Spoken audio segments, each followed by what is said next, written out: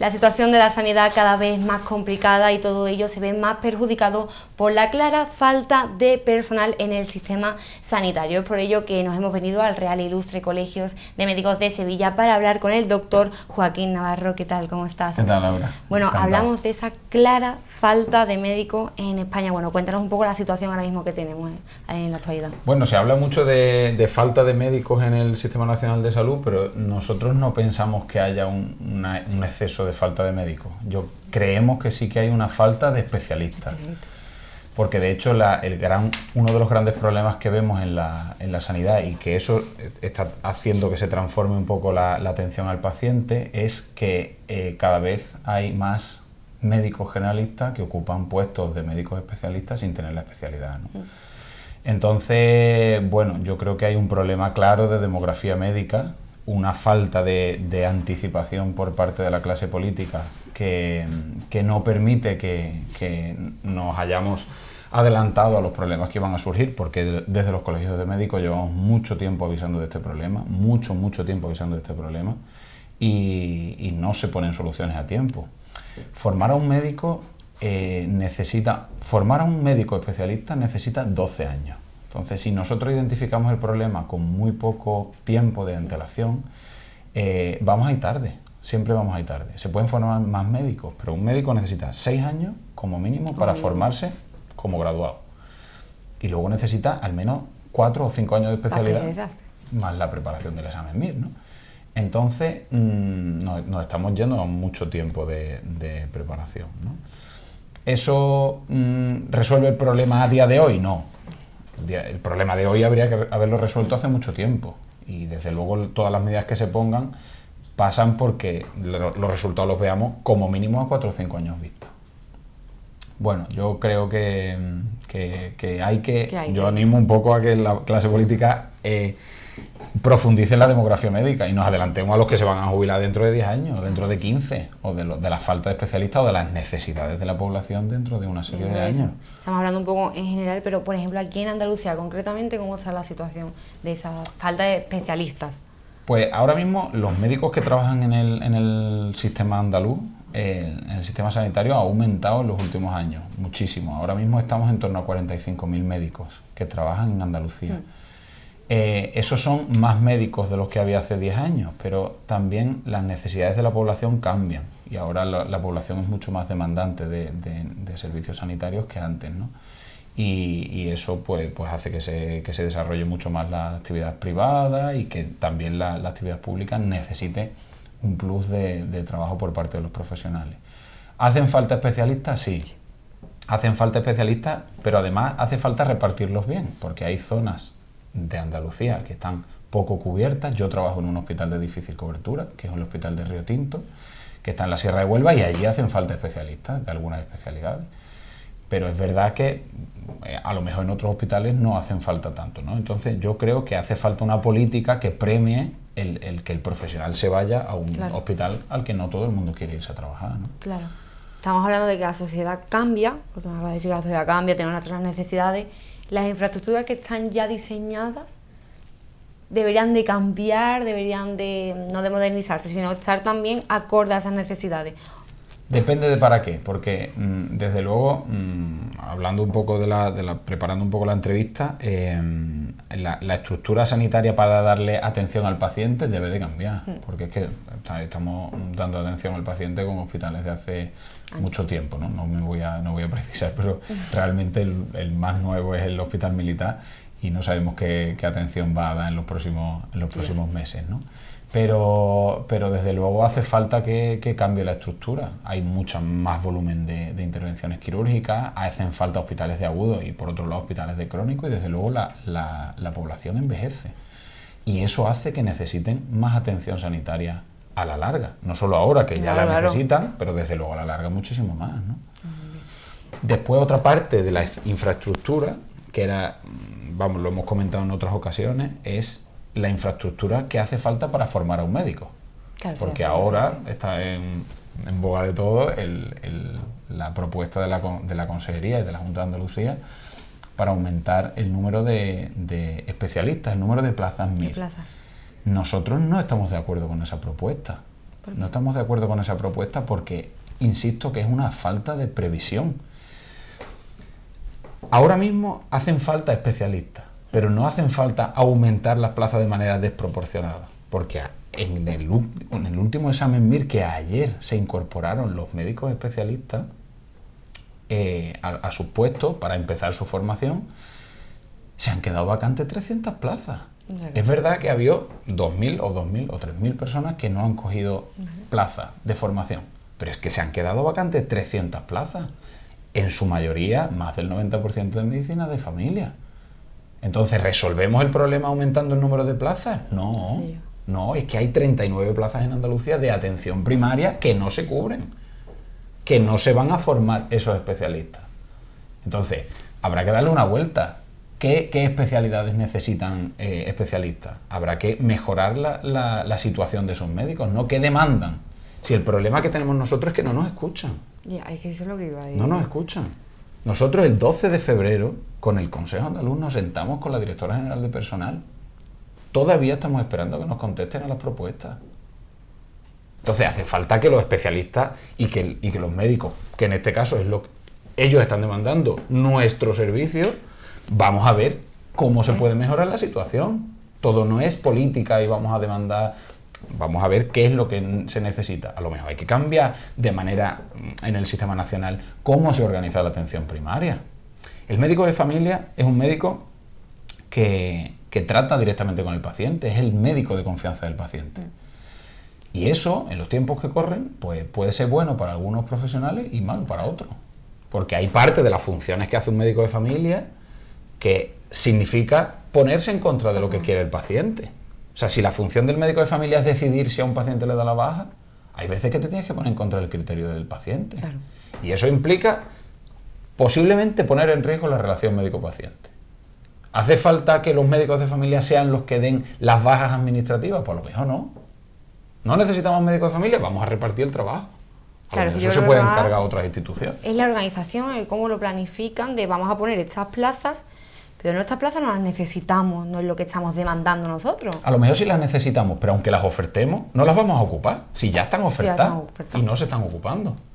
Entonces, ¿sirve aumentar las plazas? No.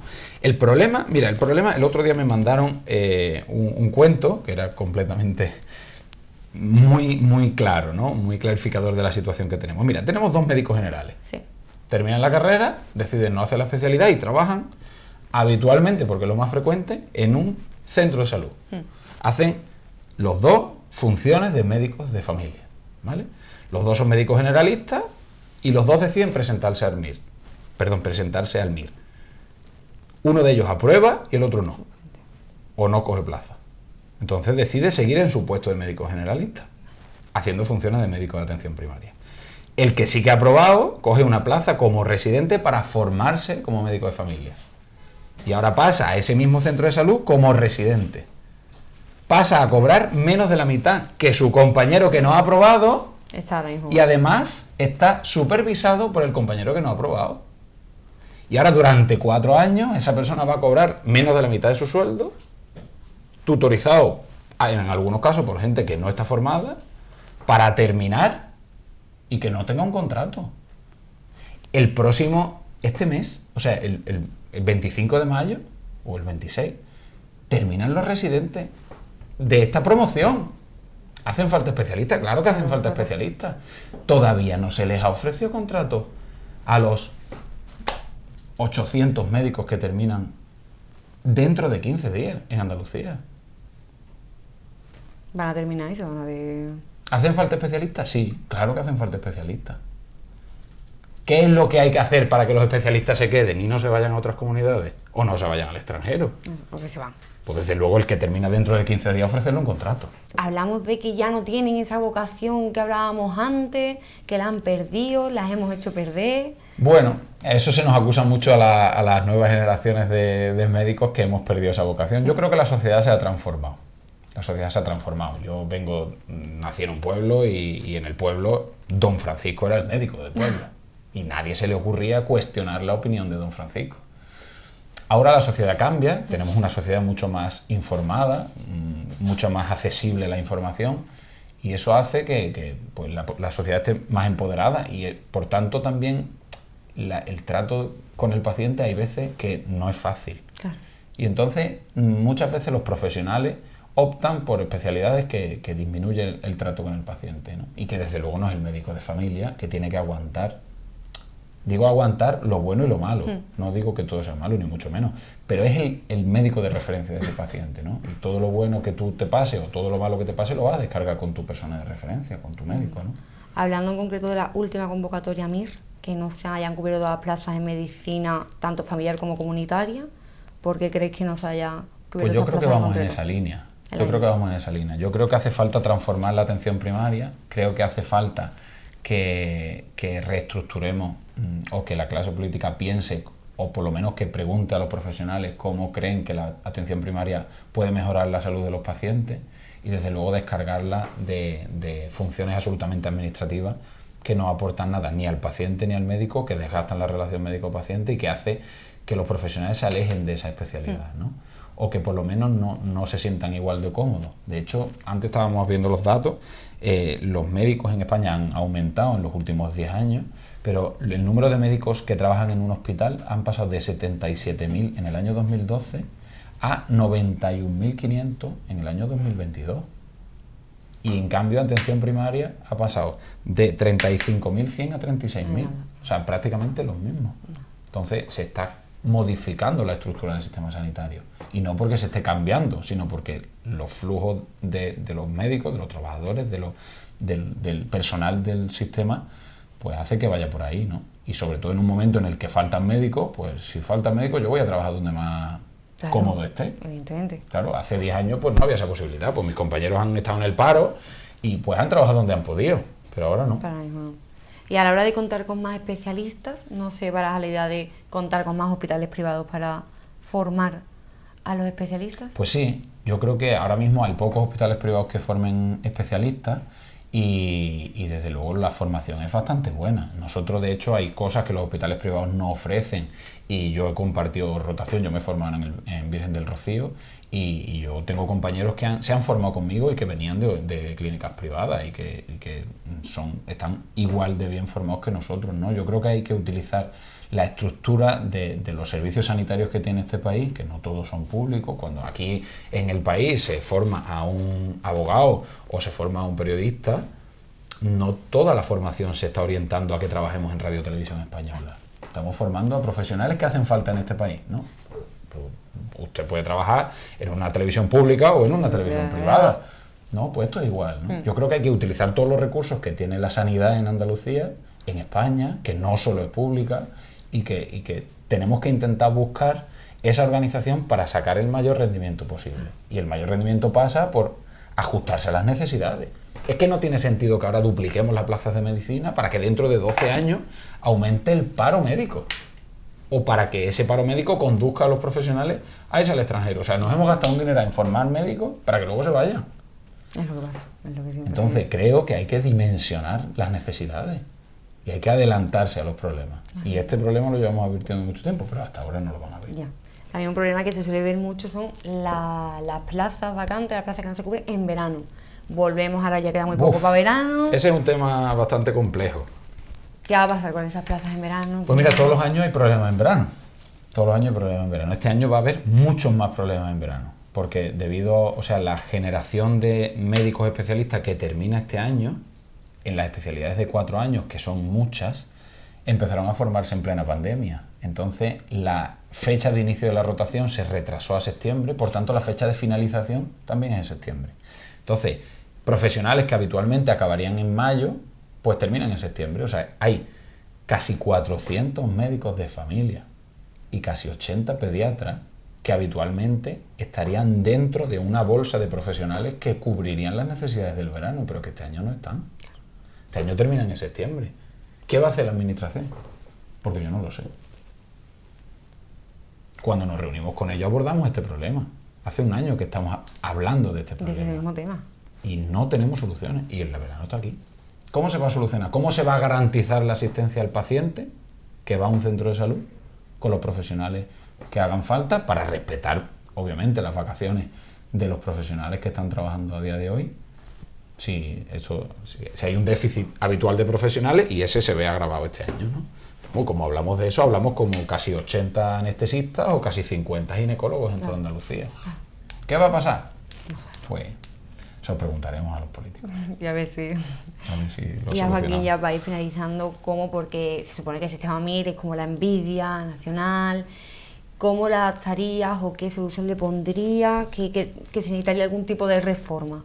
Yo creo que el sistema de formación de los especialistas es envidiado en toda Europa, En toda perdón, Europa. pero es que creo que hay pocas cosas que cambiar. Hay pocas cosas que cambiar. Yo creo que hay un trasfondo más importante. O sea, ¿por qué el médico no quiere hacer una especialidad? ¿Por qué se quedan plazas vacantes en el MIR? O sea, desde luego el profesional que termina, el especialista que termina su formación, es de los mejores formados de Europa, seguro.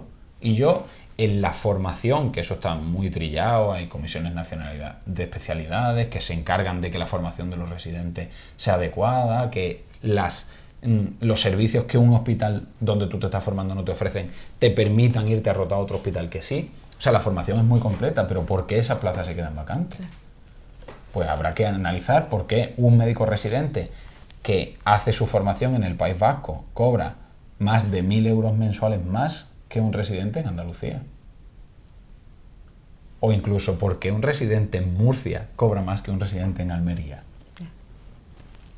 Entonces, ahí yo creo que es un problema de un trasfondo que hay que empezar ya a hay que estudiarlo. empezar a tratar. Totalmente. Hay que empezar a tratar. Todavía, yo soy médico de cuidados intensivos y la sanidad ahora mismo está en la UCI, pero no está muerta. Pero La verdad.